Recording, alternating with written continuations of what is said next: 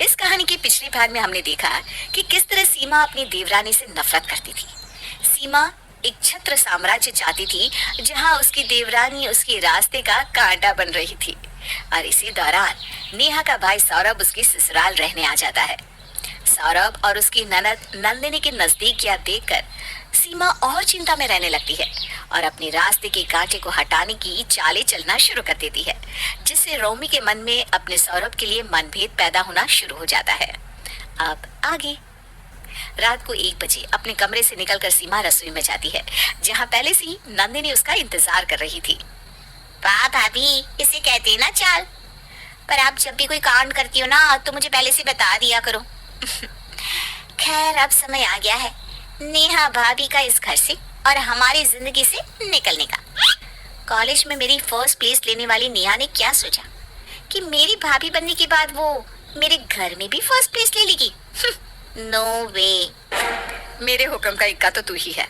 कहते ना, रावण का राज्य बिना विभीषण के जाना संभव नहीं था। तुम मुझे बस बताती रहना कि सौरभ के मन में क्या है, और हो सके तो दोनों भाई बहन को एक दूसरे के खिलाफ करके भड़का दे, और फिर सभी के सामने सारी चीज का इल्जाम नेहा पर मर देना। तेरा भी बदला पूरा हो जाएगा और मेरा काम भी हो जाएगा। अभी तो मैंने पत्ती खोली भी नहीं है भाभी। देखती जाओ कल क्या होता है। अगली सुबह नंदिनी जैसे ही अपने कमरे के पास से सौरभ को गुजरता देखती है तो अपना पेट पकड़कर कराहने लगती है। नंदिनी की आवाज सुनकर सौरभ फौरन उसके कमरे में जाता है। तुम ठीक तो हो ना नंदिनी? डॉक्टर के पास चले गया? तुमने किसी को बताया? मैं दीदी को बताऊं? हाँ, मैंने भाभी को बताया था। उन्होंने ही मुझे दवाई दी है। बस मैं दवाई ही लेने जा रही थी। सौरभ की नजर जैसे ही उन दवाइयों पर पड़ती है, वो नंदिनी के हाथ से दवाइयां छीन लेता है। ये क्या हरकत हुई सौरभ? ये दवाई नींद की है। दीदी ने तुम्हें पेट दर्द के लिए नींद की दवाई दे दी? क्यों? जबकि उन्हें दवाइयों की अच्छी नॉलेज है। गलती से दे दी होगी। रुको, मैं तुम्हारे लिए दूसरी दवाई लेकर आता हूँ। नहीं सौरभ, मैं ठीक हूँ। मुझे लगता है कि भाभी को ठीक नहीं लगता कि तुम कभी भी मेरे कमरे में आ जाते हो। आज सुबह मैं तुम्हें ही ढूंढ रही थी, पर भाभी ने खुद ही मुझे दवाइयाँ दे दी। मुझे कुछ ठीक नहीं लगा, इसलिए प्लीज अब इस बात को आगे मत चलाना। ये दीदी भी ना, न जाने न अचानक क्या हो जाता है। तुम प्लीज इसके बारे में किसी से बात मत करना, वरना बेकार में भैया को पता चल जाएगा और सारी बात मुझ पर आ जाएगी।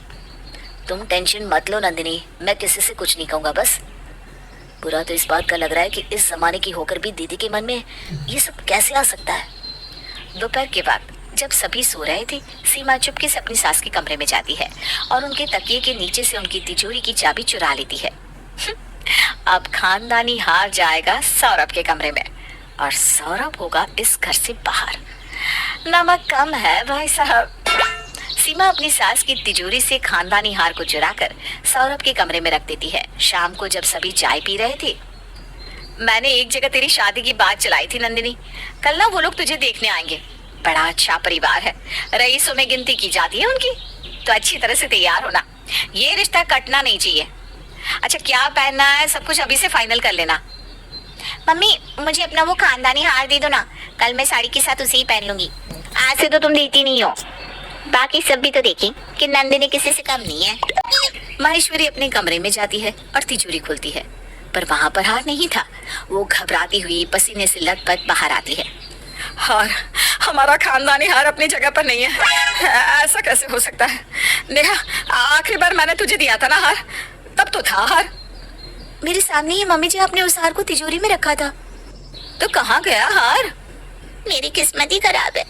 कल जब मुझे उस हार की जरूरत है तो आज हार चोरी हो गया। मुझे पता है भाभी कि आप दोनों को वो हार बहुत पसंद है। मैं उसे दहेज में थोड़ी ना ले जाती। कल बस आधे घंटे की तो बात थी। किसी को मेरी खुशी बर्दाश्त ही नहीं इस घर में। तभी वहाँ रोमी आ जाता है। ये सब क्या चल रहा है? नंदिनी, तुम्हारा भाई अभी जिंदा है, तुम्हें रोने की कोई जरूरत नहीं है। आज तक हमारे घर से कभी कुछ भी चोरी नहीं हुआ। यही होगा हार। सब मिलकर ढूंढते हैं, मिल जाएगा। सभी मिलकर इधर उधर पूरे घर में हार ढूंढना शुरू करते हैं, और जैसे ही रोमी सौरभ के कमरे में पहुंचता है, उसे वहां वो हार मिल जाता है। साले साहब, अब आप हार भी पहनने लग गए हैं? नेहा, फिर ये मत कहना कि मैं अपने इकलौते साले की पसंद और नापसंद को नहीं जानता। मुझे नहीं पता जीजा जी, ये हार मेरे कमरे में कहाँ से आया।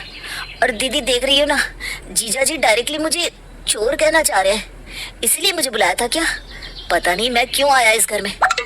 धीरे धीरे बात इतनी बढ़ जाती है कि हाथापाई तक आ जाती है और इस सब को रोकने के लिए अपने पति और भाई के बीच जाकर नेहा कहती है, मैंने लिया था हार, मैंने की है ये चोरी क्योंकि मुझे ये हार पसंद था, और मैं ऐसा नहीं करती तो सीमा भाभी इस हार को भी ले लेती, जैसे इस घर का आधे से भी ज्यादा हिस्सा उन्होंने ले लिया है। वाह नेहा वाह, मैंने तुम्हें क्या समझा था और तुम क्या निकली।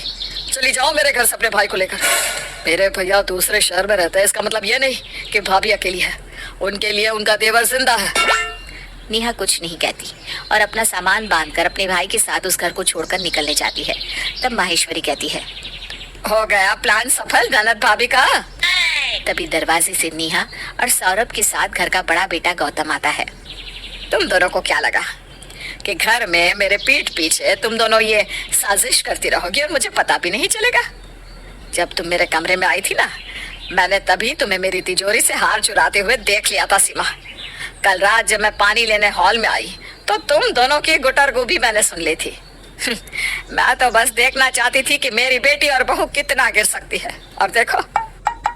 क्या समझा था सीमा मैंने तुझे, और तू क्या निकली? दूसरे शहर में मैं क्यों जाता हूँ? तेरे लिए ना। जो पैसे आएंगे वो तेरे ही तो काम आएंगे, मेरे खर्चे ही कितने हैं। पर तेरा मन नहीं भरा। भाभी तो माँ समान होती है, पर तुझे तो अपनी देवरानी ही नहीं भाई, इसीलिए ही शायद भगवान ने तेरी कोख सुनी रखी। शर्म नहीं आती तुम दोनों को? इस सब का इल्जाम बेचारे सौरभ पर लगा दिया। अरे इस सब की सूत्रधार तो हमारी खुद की बेटी ही है। तू तो अपने मायके में आग लगाने से नहीं चुकी तो ससुराल को तो राख कर देगी बेटी। जिस घर में तेरे जैसी बेटी हो उस घर में मंथरा की जरूरत ही क्या होगी। अब नंदिनी और सीमा का राज सबके सामने आ चुका था। वो दोनों फूट फूट कर रोने लगती है। सीमा रोती हुई अपनी देवरानी के पैरों में गिर जाती है। मुझे माफ कर दे नेहा, मेरी तो कोई औलाद ही नहीं है, जो था ये परिवार ही था। तेरे आने के बाद जब वो प्यार भी बढ़ने लगा तो मुझे बर्दाश्त नहीं हुआ। पर मैं माफी नहीं मांगूंगी मम्मी। कॉलेज से लेकर आज तक भाभी ने मेरा सब कुछ छीना है, सब कुछ। उस वक्त तुम मेरी क्लास की एक आम लड़की थी, पर अब तुम मेरी ननद हो। मेरे लिए ये रिश्ता सबसे ऊपर है। तुम एक बार मुझ पर विश्वास करके तो देखती नंदिनी। सभी एक साथ बैठो और इस बारे में बात करो। परिवार में मतभेद होना तो चलता है, पर मन भेद नहीं। इतनी बड़ी बात नहीं हुई है, बात को बढ़ाओ मत। इस बात पर यही मिट्टी डालो और खत्म करो। नमक ज्यादा हो गया भाई साहब। माहेश्वरी की बुद्धिमत्ता के कारण बात ज्यादा हेलो दोस्तों, आप लोगों को ये ननद और भाभी की जोड़ी कैसी लगी? इस वीडियो में नमक कम कितना था? कमेंट करके जरूर बताना दोस्तों। कम था तो भी बताना, ज़्यादा था तो भी बताना। और मैं मिलती हूँ अगले वीडियो में। Bye bye.